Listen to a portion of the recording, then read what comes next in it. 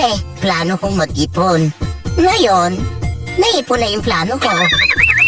Ang hirap naman kasi maghanap ng pera eh.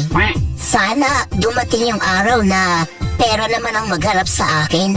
Kasi napapagod na ako maghanap sa kanya.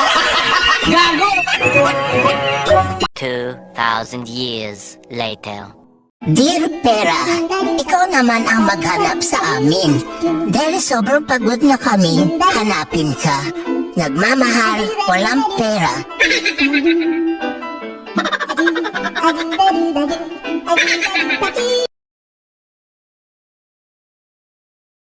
Huwag mong isipin yung pagod. Ang isipin mo yung sahod. Tapos kapag wala nang natira sa sahod, edi isipin mo ulit yung pagod.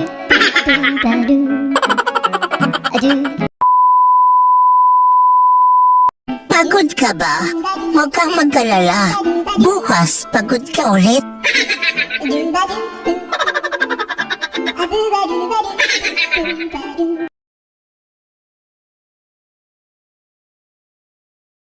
Tip for you today, huwag mong hanapin ang madali. Ang hanapin mo, ano yung tamang proseso na kailangan mong daanan para maging successful ka. Walang shortcut, kasi hindi success ang lalapit sa'yo.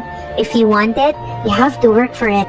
Ang tagumpay ay nakakamit sa pamamagitan ng dedikasyon, pagsusumikap at pagtsatsaga. It may not be an easy journey, pero tandaan mo, lahat ng pagsusumikap mo at pagsasakripisyo mo ngayon ay worth it lahat sa dulo. Huwag kang sumuko dahil makakamit mo rin yung mga pangarap mo. God bless you.